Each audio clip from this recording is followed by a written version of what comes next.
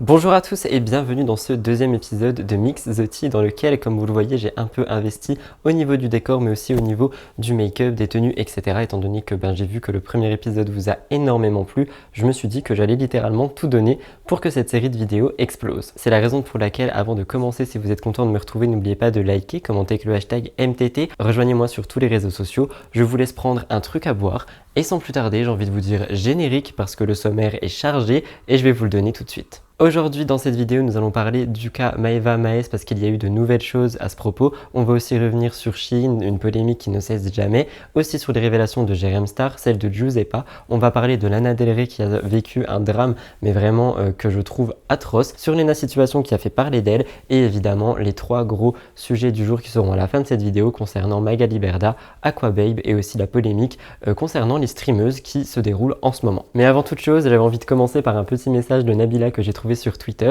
qui nous dit que le monde s'écroule. De quoi parlait-elle? Tout simplement d'une panne WhatsApp qu'il y a eu milieu de semaine environ où WhatsApp, l'application, était littéralement en panne pendant quelques heures, ce qui a énormément affolé beaucoup de personnes parce que beaucoup de gens utilisent cette application pour communiquer, pour travailler, etc. Et Nabila n'a rien trouvé de mieux à faire que de tweeter que le monde était en train de s'écrouler. J'ai trouvé que c'était une fun fact étant donné que cette vidéo va être quand même assez dure à comprendre. Je me suis dit que je voulais vous la placer en commençant.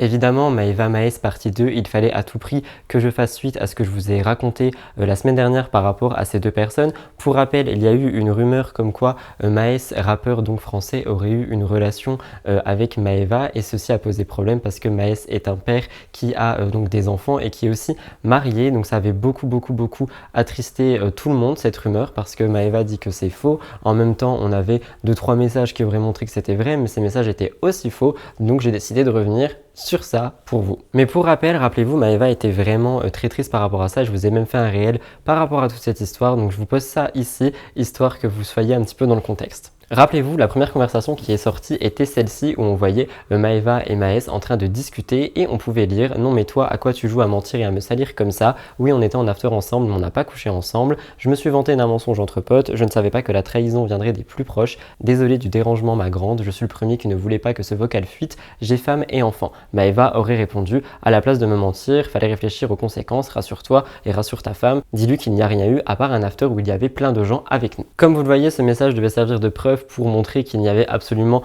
rien eu entre les deux, seulement une autre conversation est sortie et dans celle-ci on en apprendrait un peu plus. La deuxième conversation qui est sortie aurait eu lieu juste avant les messages que je viens de vous lire et dans celle-ci on aurait eu Maes qui parlerait de cette relation et qui en gros aurait monté un stratagème pour cacher l'infidélité qu'il aurait eu. Je vous lis ceci. Faut éteindre la polémique et vite, je suis dans une grande sauce, on est cramé. C'est ce qu'il aurait envoyé à Maeva. Maeva aurait répondu, mais toi aussi pourquoi tu racontes des trucs comme ça à tes potos? T'as serré, t'as déconné, je te dis la vérité. Maes aurait donc répondu à ça, vas-y casse pas les couilles, je t'appelle vite fait et je te dis ce qu'on va dire. Cette conversation a fait littéralement le tour de Twitter et le tour d'internet, sauf que les internautes se sont montrés un peu moins sceptiques étant donné que selon eux, il n'y avait pas assez de fautes d'orthographe pour que Maeva réponde comme ceci à Maes. Donc en gros, il y avait un petit peu de fautes mais pas assez au goût des internautes et j'ai envie de vous dire que de mon point de vue, c'est vrai que ayant déjà vu Maeva Genam écrire des messages, normalement c'est un peu plus truffé de fautes. On pouvait lire pas assez de fautes pour être écrit par Maeva, ce n'est pas Maeva qui écrit, à moins qu'elle ait passé son bac littéraire dans la nuit.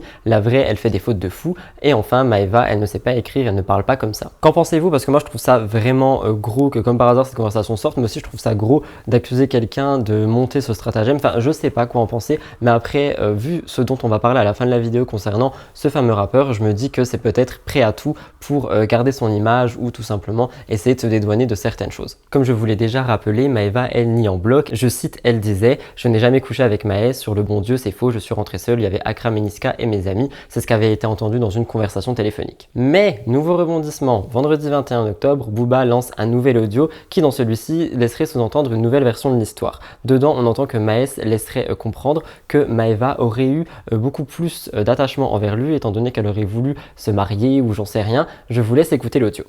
Hier, coûte que coûte, je rentrais avec mon colis.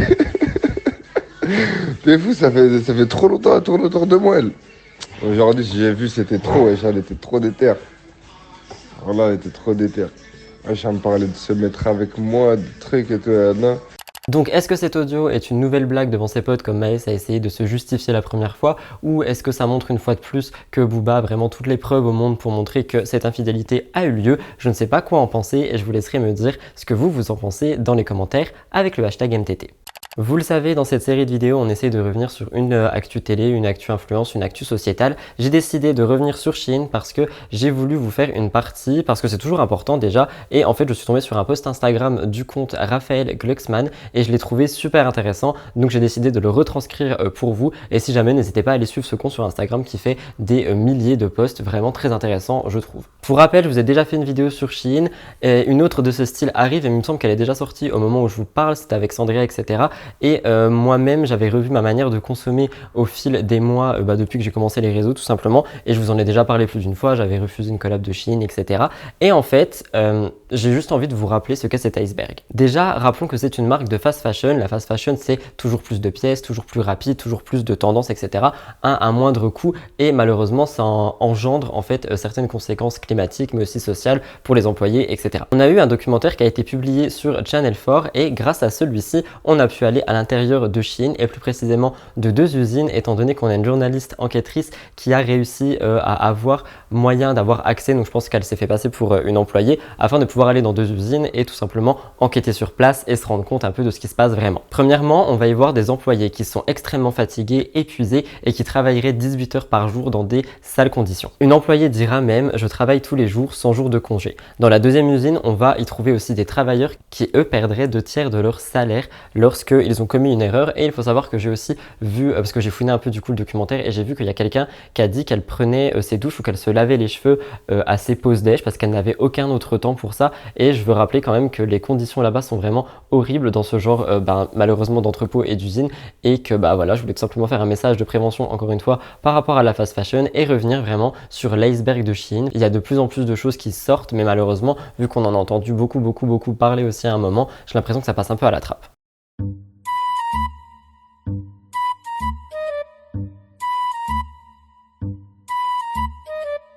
Mais pour vous rappeler, et c'est ce qui a été écrit dans le post Instagram de Raphaël, pas de respect, pas de droits sociaux, des conditions de travail qui sont horribles, et évidemment j'espère que tout ceci va pouvoir faire ouvrir une petite conscience écologique mais aussi humaine aux personnes qui peuvent encore consommer Shein, bien que je sais qu'il y en a qui n'ont absolument pas le choix. Je ne veux pas culpabiliser les gens non plus, mais encore une fois, si vous pouvez trouver une alternative qui vous correspond, qui n'est pas forcément chère, qui n'est pas forcément compliquée ou quoi que ce soit, n'hésitez vraiment pas à faire vos petites recherches. Et je rappelle évidemment que cette rubrique n'est pas du tout pour culpabiliser ou rien du tout, vraiment loin de là. J'essaie juste d'ouvrir les consciences et d'essayer de vous faire comprendre qu'il y a des alternatives, parce que je suis sûr qu'entre toutes celles qui existent aujourd'hui, il y en a forcément une qui peut vous correspondre.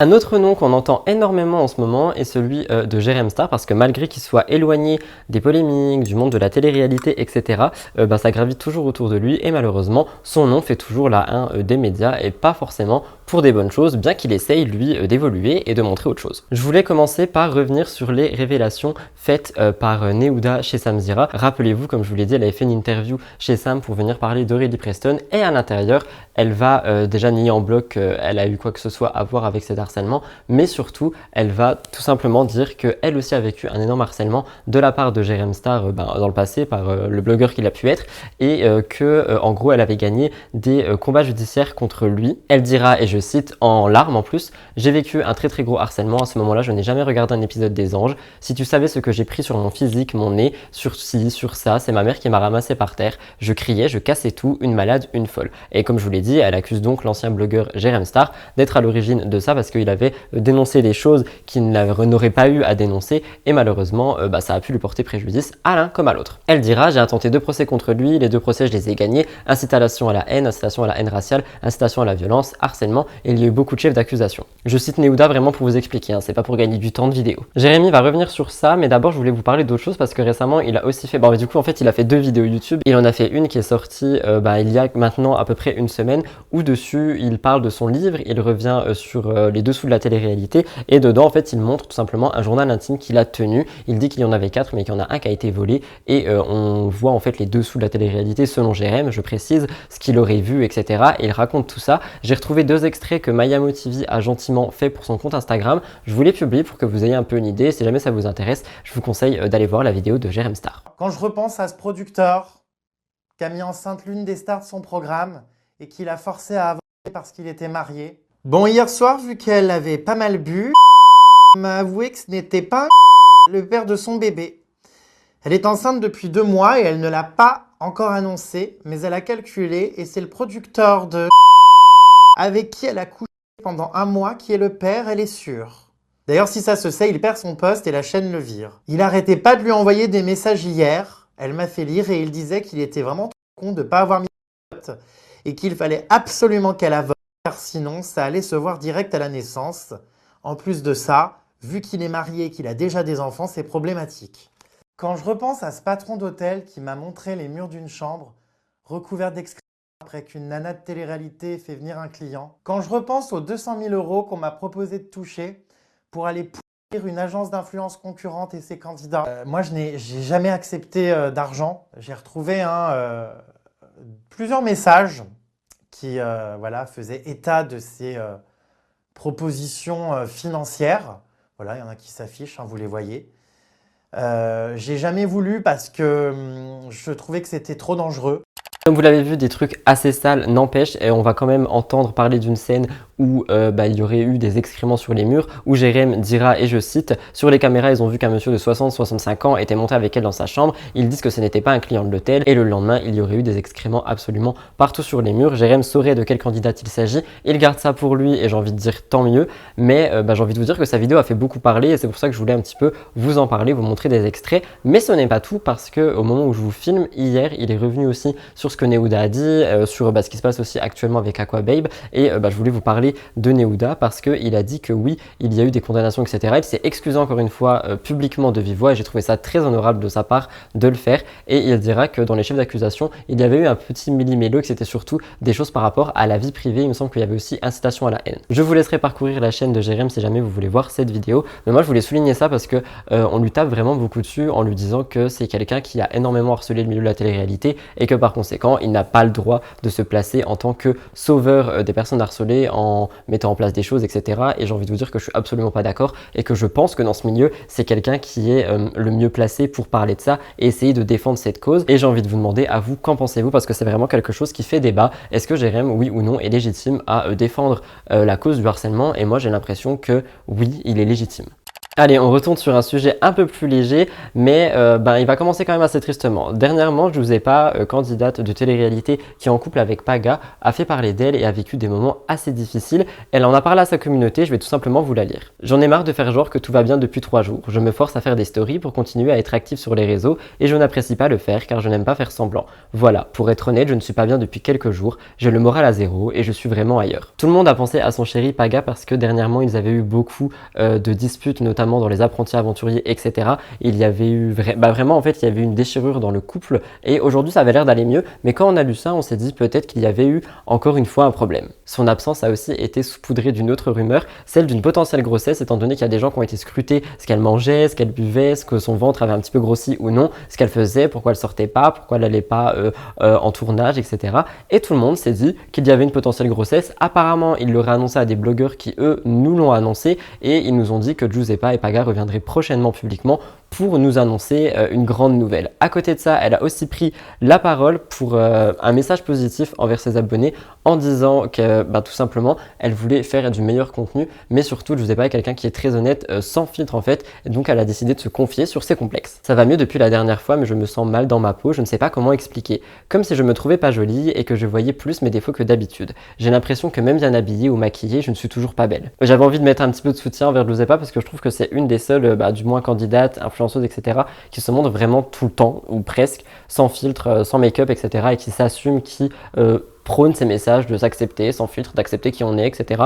Et je trouve que je voulais le souligner et j'avais envie d'envoyer un message de soutien si jamais elle ne se sent pas bien dans sa peau en ce moment. Mais enfin, elle va nous faire une autre révélation étant donné qu'elle va dire qu'elle veut changer de feed, comme je vous l'ai dit, qu'elle veut changer de contenu et surtout elle a décidé d'arrêter sa collaboration avec Shona Evans, agence détenue par le groupe Banijé dont Magali Berda est la directrice et elle nous a dit en gros en story que c'est pour bientôt, plein de contenu ainsi que de sujets importants pour raconter tous ces derniers mois pour une vie meilleure, un meilleur entourage, meilleure version de nous-mêmes, encore une bonne semaine, patati patata et elle nous dira tout simplement qu'elle veut quitter Shona Evans et c'est chose faite visiblement étant donné que j'avais remarqué marqué sur son compte Instagram dans sa biographie que son adresse mail avait changé et qu'elle était devenue un peu plus pro. Et j'ai envie de vous soulever des questions. Pourquoi est-ce qu'elle change d'agence? Peut-être qu'elle se met à son compte d'ailleurs, mais est-ce que c'est à cause des arnaques? Est-ce que c'est à cause de la mauvaise image que Shauna a en ce moment? Ou est-ce que tout simplement elle essaye de se séparer du milieu de la télé-réalité pour peut-être construire une influence différente, parallèle et qui lui correspondrait mieux?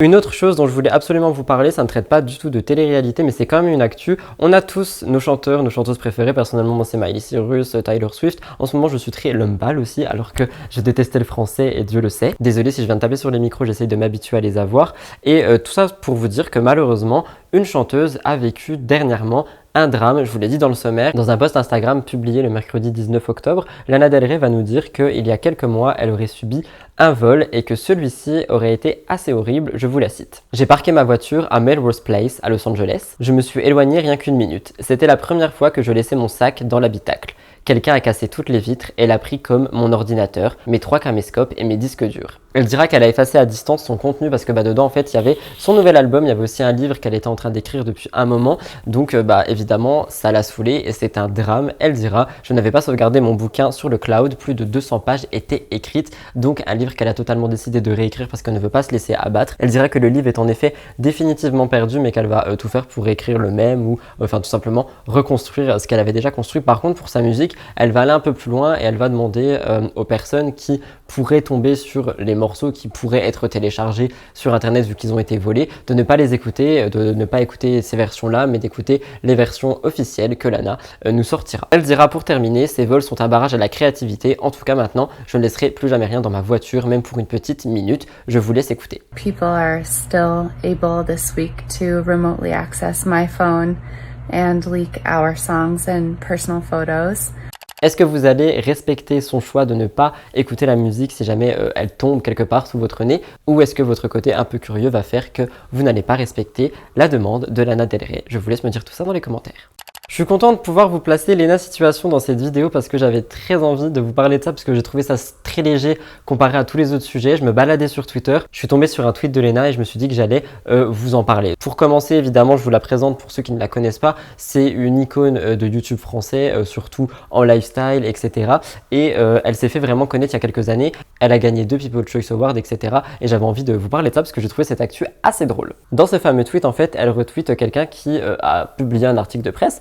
Et elle met: est-ce que quelqu'un lui dit? Quand on clique sur l'article d'un peu plus près, on se rend compte que la photo de couverture n'est absolument pas Lena, alors que cet article cite Lena Situation, Joy Phoenix, toutes les youtubeuses, patati patata. Donc déjà, j'ai envie de souligner que c'est un travail totalement bâclé et pas respectueux du tout. Mais à côté de ça, quand j'ai voulu aller chercher des réactions des internautes, etc., je me suis rendu compte qu'apparemment, on pouvait ressentir aussi du racisme par rapport à ça. Je n'ai pas compris pourquoi, donc s'il vous plaît, expliquez-moi dans les commentaires. Mais ils ont dit: le racisme à ce point, ils ont pas honte. Preuve encore une fois de racisme, une meuf lambda avec des cheveux crépus égale Lena Situation. T'as rien de maghrébine MDR si ce n'est que des ancêtres éloignés. Et en fait, j'ai pas compris si c'était Lena qui était maghrébine ou la personne qui était sur la photo. Donc j'aimerais bien qu'on m'explique parce que j'ai pas envie de dire non plus n'importe quoi. Et du coup, je peux comprendre, oui, que ceci a été vu comme un post raciste, mais moi je me dis surtout c'est un travail bâclé quoi, enfin stop. J'espère juste que le média ne va pas se défendre en disant maladresse, mais j'ai envie de vous préciser que j'ai écrit ce script il y a quelques jours et que je suis allé vérifier il y a 1 ou 2 jours, donc il y a eu 5 jours de décalage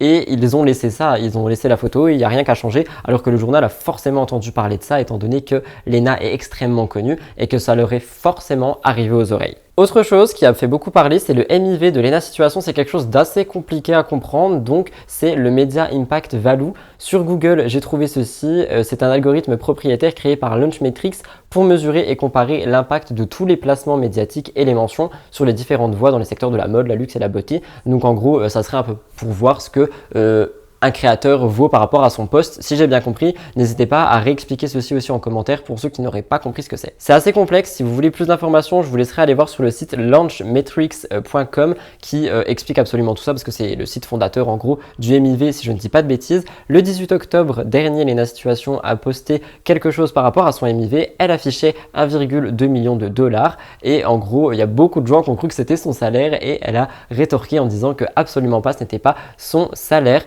que ça montrerait tout simplement la popularité d'une personne. Elle avait déjà eu des MIV pour le Met Gala et je ne sais plus quel autre événement, mais c'est vraiment quelque chose d'assez compliqué. Je voulais juste vous expliquer que non, ce n'est absolument pas son salaire. Mais dans tous les cas, j'ai envie de vous dire que peu importe ce que ça représente précisément statistiquement parlant, ce mot était très compliqué à dire, j'ai envie de vous dire que ça montre juste que l'ENA a bel et bien un impact sur le monde numérique. Alors ça, vous vouliez à tout prix que je revienne dessus pour plusieurs raisons. Je vais faire une mise au point ici aussi parce que je pense que c'est nécessaire. Dimanche dernier sortait mon premier épisode de cette série Mixoty dans lequel je vous ai présenté une actualité qui revient sur Magali Berda et sa victoire parce qu'il y a eu des gardes à vue dans son affaire de cyber harcèlement, etc. Et je me suis fait taper dessus parce qu'on m'a dit oui mais t'as pas parlé de la condamnation du vieil homme de 96 ans qui est malheureusement décédé en 2021, tout l'abus de faiblesse qu'il y aurait eu, etc. Mais tout ça pour vous dire que je me suis fait taper dessus parce qu'on m'a dit que je ne faisais que la brosser. Je vous reprécise que ces vidéos sont filmées le jeudi soir, là par exemple c'est le jeudi soir ou le vendredi matin et que par conséquent ce qui sort du vendredi au vendredi prochain, je n'ai pas les actus et ça c'est sorti le lendemain malheureusement, mais j'ai envie de vous dire autre chose, c'est que cette vidéo, j'en ai déjà parlé en fait, enfin j'ai déjà fait une vidéo par rapport à cette actualité, je vous laisserai parcourir ma chaîne, je vous ai déjà parlé de cette actualité quand je vous ai fait une vidéo sur Magali Berda, donc ça m'a fait bien rire de voir les plateaux et les médias dire que cette histoire sort de nulle part, alors que je vous en ai déjà parlé, je vous ai parlé du fait qu'elle a travaillé dans des mutuelles, qu'elle était interdit bancaire, qu'elle avait eu beaucoup de problèmes d'argent, etc. Mais bon soit, on m'a demandé de revenir dessus et évidemment je le fais, elle est au courant, comme vous le savez je suis en contact avec elle, ça ne change pas le fait que s'il y a des choses négatives à dire, je vais les dire comme ici,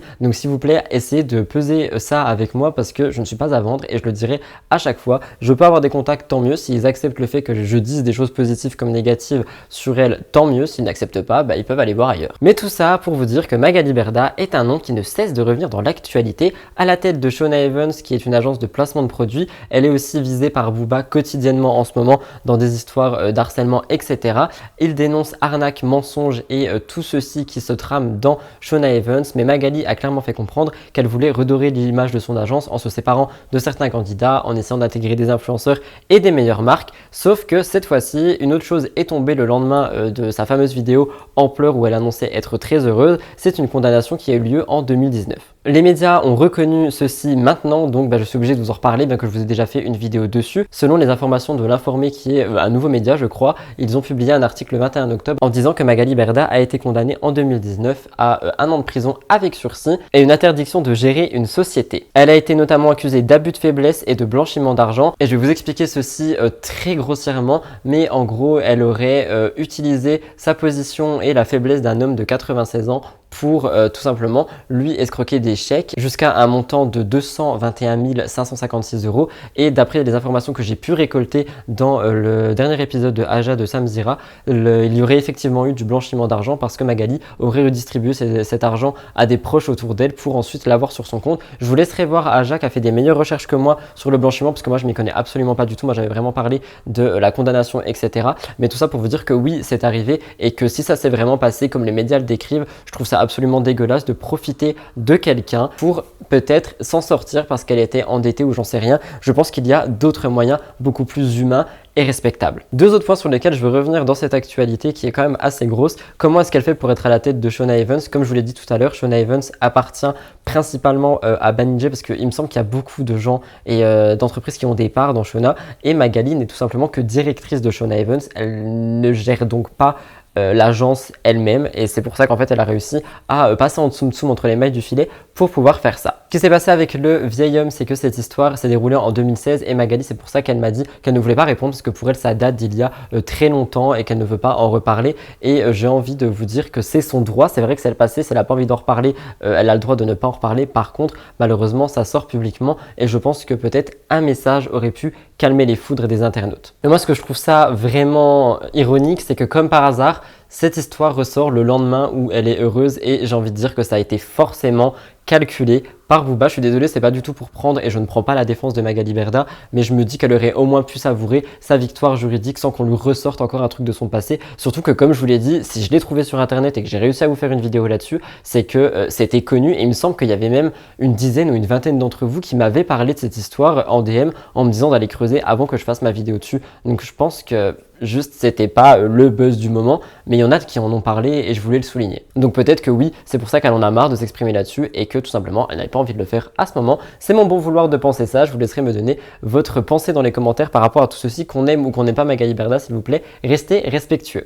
Deuxième et avant-dernier sujet très sensible et très lourd de cette vidéo, évidemment Aquababe, vous avez forcément vu passer cette information, vous avez vu ce qui s'est passé et je le sais parce que vous m'avez tagué absolument partout. Il y en a qui n'ont pas compris pourquoi j'en ai parlé rapidement, je l'ai dit un peu partout, je voulais attendre d'avoir des informations de la part de blogueurs mais aussi d'attendre un peu, de voir ce qui sort ici et là dans les médias, dans les stories, etc. Je voulais pas sauter dessus d'un coup, c'est quelque chose de super grave et de super important je trouve à traiter et je voulais pas vous faire soit 50 vidéos en 50 parties. Donc je me suis dit que j'allais utiliser mon mix The Tea tout simplement pour vous parler de cette histoire. Cette actu peut vous perturber si vous êtes sensible, je vous conseille vraiment d'arrêter la vidéo ici ou du moins de naviguer dans le chapitrage en dessous pour regarder une autre actualité qui peut vous intéresser. Mais celle-ci va traiter d'homophobie, de violence et bien plus, je vous préviens. Je vous préviens aussi que je vais certainement pas trop rester neutre parce que ce sont évidemment des sujets qui me touchent et surtout je vais rester cramponné à mes notes pour plusieurs raisons que vous vous en doutez certainement, mais aussi pour ne pas trop déborder autour parce que ça peut être possible que ça arrive très vite. Pour vous expliquer, une vidéo a fait surface où à l'intérieur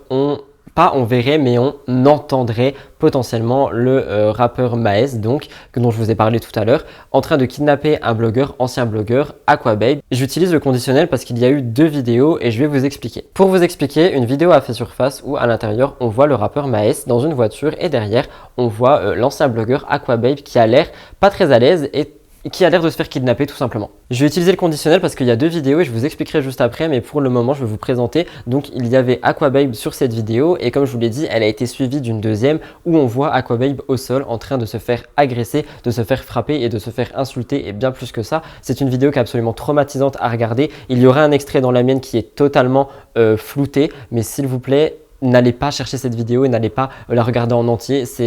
Personnellement, elle m'a perturbé. J'ai été contacter tous les blogueurs parce que je ne comprenais pas pourquoi cette histoire ressortait maintenant alors qu'apparemment elle date. J'ai eu une théorie grâce à eux. Je vous la donnerai juste après. C'est une histoire qui date de 2018 et à cette année, en 2018, on voit une première vidéo. Maes, le rappeur, qu'on le voit visiblement et clairement, je le précise, vous comprendrez pourquoi, était devant chez Aquababe et il l'appelait parce qu'en fait, Aquababe avait sorti une information comme quoi Maes aurait été en Grèce avec un escort boy et par conséquent qu'il aurait eu une relation avec lui et que c'était donc une relation homosexuelle et que d'après ce qu'ils disent, ça aurait été une insulte qu'il soit gay. Je précise qu'être gay n'est pas une insulte, mais bref, et que ça n'a pas du tout plu à Maes. C'est pour ça qu'il a voulu parler à Aquababe et régler ses comptes avec, mais on s'attendait pas à ce que ça soit aussi violent. Donc Maes va faire un live en demandant à Aquababe de sortir. Il est devant chez lui et Aquababe ne répond pas et refuse de sortir. J'ai retrouvé ce moment, je vous l'affiche.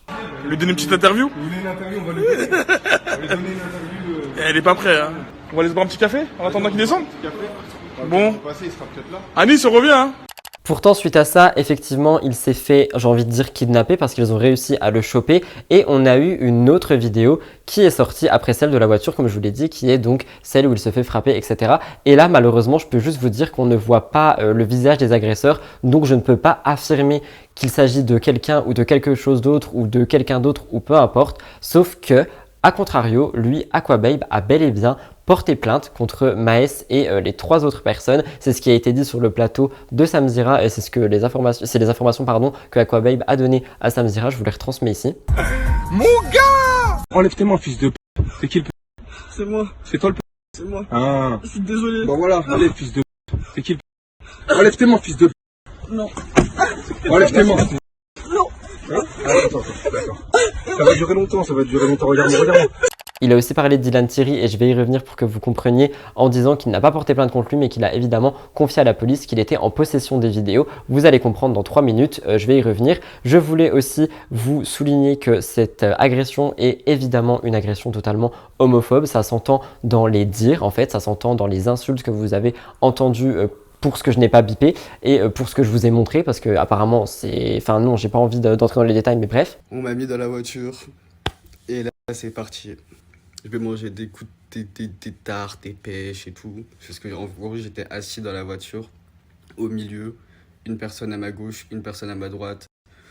Le conducteur défoncé. Quand je vous dis je me fais défoncer, c'est que je me fais marbrer, hein. Des gros coups de partout. Et ensuite, c'est là le moment fatidique, c'est qu'il continue à filmer et je me fais traîner au sol. C'est-à-dire que je suis tout nu, je me fais traîner au sol sur des graviers, mon dos est en sang. Et ensuite, après, ce qui se passe, c'est que je suis tellement choqué, sonné Carrément, j'ai cru que j'allais mourir, perdre connaissance. On m'a mis dans une voiture tout nu et j'ai été à l'hôpital tout nu.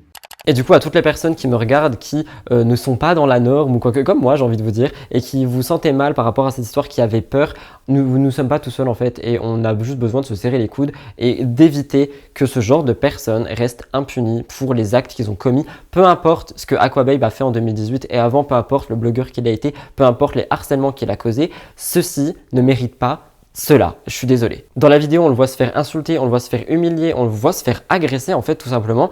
Tout ça parce qu'il a sorti une information, donc oui, même si elle te plaît pas, ok, mais il y a d'autres moyens pour régler ça. Tu peux tout simplement aller parler de diffamation, tu vois, avec la police ou j'en sais rien, mais non, toujours se taper dessus, c'est beaucoup plus simple. Et moi, je vais apporter tout mon soutien à Aquababe, pourtant Dieu sait que son travail n'est absolument pas mon préféré dans le monde du blogging pour ce qu'il était, mais s'il vous plaît, genre, un peu de soutien pour lui, peu importe ce qu'il a fait. Comme je vous l'ai dit, une autre personne a été mêlée à ça, et ce n'est pas n'importe qui, puisqu'il s'agit de Dylan Thierry, étant donné que déjà, il est connu pour ses mensonges, il est connu pour avoir fait semblant d'être Mister Luxembourg, etc. Ses fausses collaborations avec Gucci. Il a été mêlé à ça parce qu'apparemment, il était en possession des vidéos. Bien qu'il aurait promis de ne jamais les sortir, il l'aurait apparemment fait, d'après ce que certains blogueurs m'ont dit. Dylan les aurait montrés à des candidats sur différents tournages, notamment la Villa des Cœurs Brisés, et il l'aurait montré à Romain Ben, ex de Melanite. Une vidéo de Dylan qui date de cette époque est aussi sortie. Je vous laisse l'écouter. Dedans, il y a des menaces très graves, il y a des choses qui sont dites qui sont très graves, il y a du chantage et c'est totalement humiliant envers Aquababe. Aquababe a mis un truc sur moi pour pas changer, frérot. On est ensemble, t'inquiète pas, ça bouge pas. Frérot, j'ai l'impression que t'es en manque de vues. Je vais t'en donner. Tu veux que je mette laquelle de vidéo sur toi? Celle où tu marches à quatre, celle où t'es dans la cave, ou celle où tu fais le tour du monde avec Egg? Tu veux laquelle? Non, tu veux peut-être celle-là où on te met le bâton. Peut-être celle-là. On va peut-être, mais je vais peut-être publier celle-là. Qu'est-ce que t'en penses? Dis-moi, je le fais ou je le fais pas? Dis-moi, Aquababe, entre toi et moi, je la publie ou pas? Oh là là, tu savais pas que j'avais ça, hein. Oh là là, tu savais pas, frérot, que j'avais ça. Dis-moi si tu veux des vues, je vais t'en donner plein là. Là, plein de vues. Là, les gens, je sens qu'ils vont être chauds. Cette vidéo date d'il y a quelques années lorsque Aquababe sortait des scoops sur Dylan et que ça ne plaisait pas à Dylan. Dylan nous avait expliqué tout simplement en tant que grand influenceur qu'il est qu'il avait des choses à sortir sur Aquababe si jamais il voulait lui faire des vues. Et comme vous l'avez entendu, Dylan a donc parlé de bâton dans le postérieur. Il a aussi parlé de se mettre à quatre pattes et de faire le tour du monde avec son pénis. Apparemment, ce sont des choses qui ont été extrapolées. C'est ce que Dylan dira sur Aja, il me semble aussi. Il a dit que c'était extrapolé et que c'est en gros ce qu'il avait compris des dires de Maes et qu'il n'avait pas ces vidéos-là en sa possession, qu'il n'avait pas non plus la vidéo qu'a tournée sur Twitter, mais qu'il en avait une autre qui était apparemment moins grave. Je trouve ça un peu facile parce qu'en fait, il a fait une story où il dit tout simplement qu'il l'a montré à des amis, que oui, c'est normal de la montrer à ses potes. Je vous laisse voir ça, la story dure un quart d'heure, je vous ai vraiment condensé un tout petit bout. C'est juste pour vous montrer un peu le personnage et que vous vous rendiez compte que je suis désolé, il y a un problème et c'est quelque chose qui a été dit sur Raja, je suis totalement d'accord. Si tu avais la vidéo en ta possession et que ça te dégoûte tant que ça, tu vois, parce que c'est ce qu'il a dit à Samzir, il a dit que ça le dégoûtait la personne qu'il était et l'acte qu'il avait fait avec Aquababe, donc avoir les vidéos, que ça le dégoûtait de parler comme ça à l'époque, en story, etc. Juste va chez les flics et donne la vidéo, tu vois. Moi, j'ai vu la vidéo d'hier, j'ai été choqué. Je savais pas. Moi, je disais carrément, ouais, c'est moi qui ai montré la vidéo et tout. Genre, je disais, ouais, j'ai montré la vidéo à un tel et un tel, mais non, je parlais pas de cette vidéo-là. Moi, j'ai montré une autre vidéo qui a rien à voir avec ce qu'on a vu tourner hier soir. Mais voilà, c'est des trucs, c'est des histoires un peu sombres. Et moi, je pense que les médias viennent mettre mon nom là-dedans. Et c'est clairement inutile. Genre, mon nom n'a rien à faire dans cette histoire. Quand Dylan a réagi, Aquababe a repris la parole à son tour aussi. Il a fait une story en disant que Dylan était un mytho. Je l'ai retrouvé, je vous laisse l'écouter. Elle date d'il y a quelques jours. Hello les amis, j'espère que vous allez bien. Moi pour l'instant, pour être honnête avec vous, j'ai pas vraiment le goût à faire de story, à parler de vive voix. Mais j'ai juste une chose à dire concernant Dylan Thierry, c'est un gros mythomane, sachez-le, on le savait déjà, mais bon, c'est toujours bien de le préciser. Il n'y a pas de vidéo de moi à quatre pattes ou avec mon sgeg qui fait le tour du monde comme il dit, ou alors un bâton dans le cul, je tiens à le préciser. Le mec, il a juste montré cette vidéo-là qui tourne sur Internet à Romain Ben sur le tournage de la Villa des Cœurs Brisés et à d'autres personnes. Et là, il se dédouane en fait. Là, il essaye de se dédouaner parce qu'il a vu que la sauce, elle montait et que c'était archi grave en fait. Donc non, il n'y a pas d'autres vidéos cheloues, c'est juste que Dylan il assume pas et c'est tout. Avant d'aller plus loin, ma théorie, pourquoi ça sort, à votre avis, qu'est-ce que je vais vous dire? Je vais vous dire tout simplement que nous avons un personnage principal qui est, donc, c'est pas Aquababe qui est visé là selon moi, c'est Maes et pour le comportement qu'il a eu, donc nous visons Maes. Maes est aussi en lien avec qui dernièrement? Maeva Genam. Maeva Genam qui est en lien avec qui? Magali Berda qui est en lien avec Booba. Booba sort des audios, sort des vidéos, sort des preuves du passé de n'importe qui. Il sort des choses par rapport à Magali Berda, il sort des choses par rapport à Maeva Genam, il sort des choses par rapport à Manon Tanti, il sort absolument tous les dossiers qu'il a et j'ai envie de vous dire que selon moi, Booba est à l'origine de la sortie de ces vidéos par rapport à Aquababe et Maes, etc. Et c'est mon avis de penser ça et que du coup Dylan, etc. sont surtout des dommages collatéraux. Je pense aussi que Booba essaye de faire taire la carrière de Maes et c'est tout simplement ce que les internautes vont aussi penser. On a aussi vu autre chose, c'est qu'apparemment il y avait eu un problème de droit d'auteur entre Booba et Maes et que peut-être ça serait tout simplement une vengeance. Moi j'ai envie de dire que concernant tout ça, c'est très difficile de rester en retrait de cette histoire et j'essaye de le faire au maximum pour cette vidéo, mais c'est vraiment très difficile. C'est vraiment une actualité qui a bouleversé tout le monde, qu'on connaisse Aquababe ou pas, qu'on connaisse Maes ou pas, qu'on connaisse ce milieu ou pas, c'est vraiment quelque chose qui a absolument choqué tout le monde, qu'on aime Aquababe ou non, ces vidéos sont horribles à regarder et j'imagine même pas la peur qu'il a dû avoir à ce moment-là parce que personnellement, j'ai vu la vidéo complète et non floutée pour ce travail-là et la peur qu'il a dans ses yeux, mais c'est horrible à voir. Il avait d'ailleurs réagi sur les réseaux, je vous lis un petit peu des stories que j'ai pu retrouver. Les vidéos ne datent pas d'aujourd'hui, merci à ceux qui m'écrivent, je vais en parler demain, la vraie histoire, parce que vous lisez sur Twitter, toute la France vient d'appeler la police, ils sont actuellement chez moi, je vais bien. Les vidéos datent de 2019. Dylan s'amusait à les montrer sur le tournage de la Villa des Cœurs Brisés, il proposait au candidat de le renvoyer. Cet audio de lui parlant avec Maes me fait bien rire, personne ne réfléchit aux conséquences de la vidéo. À 2h du mat, les forces de l'ordre se sont déjà mobilisées, la suite s'annonce vraiment grave. Et c'est vrai qu'effectivement, la police avait mis un tweet disant que la victime allait bien aujourd'hui, que c'était une histoire qui datait parce que beaucoup de gens ont cru que ces vidéos faisaient écho au présent et que Aquababe était en ce moment même kidnappé par Maes, etc. Donc la police a tenu à rassurer tout le monde et comme je vous l'ai dit, il parle d'un audio de Dylan que j'ai retrouvé mais qui n'est pas vraiment si intéressant que ça pour la vidéo où à l'intérieur il dit que tout simplement il ne voulait montrer les vidéos à personne.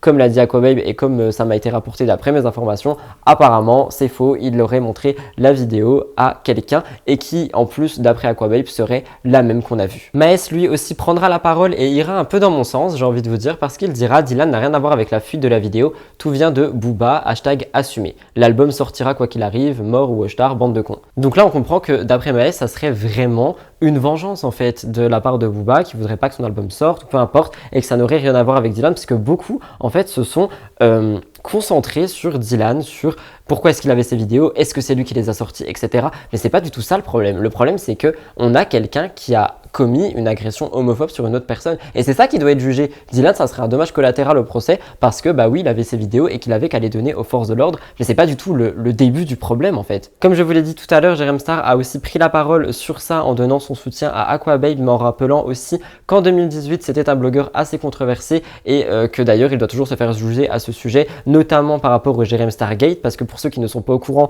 Jérém Star a vécu absolument une période horrible et totalement fausse que Aquababe a créé de toutes pièces, je mets des gros guillemets, mais il a créé ça, il a inventé et diffamé ces rumeurs du Jérém Star Gate et c'est pour ceci qu'il est aussi poursuivi. Donc je vois beaucoup de gens dire que Aquababe n'a rien fait du tout, qu'il n'a pas mérité ça, il n'a pas mérité ça, mais il a aussi fait du sale dans son passé. Je dis absolument pas que les deux choses sont liées, attention, ne me faites pas dire ce que je n'ai pas dit, je dis juste que je veux le souligner que oui, lui aussi doit aller devant la justice. Comme je vous dis, on n'est jamais tout blanc ou tout noir, on est qui on est, on fait des erreurs et on évolue. Évidemment, j'aimerais aucun commentaire insultant en dessous de cette partie d'actualité, tout simplement. Je ne veux que du respect, que ça soit envers n'importe quelle partie, s'il vous plaît. Je sais que ça peut être compliqué, qu'on peut être absolument touché et horrifié par rapport à ça, mais moi quand je vous en parle, j'ai des frissons, mais j'aimerais simplement qu'on respecte toutes les parties dans mes commentaires, s'il vous plaît.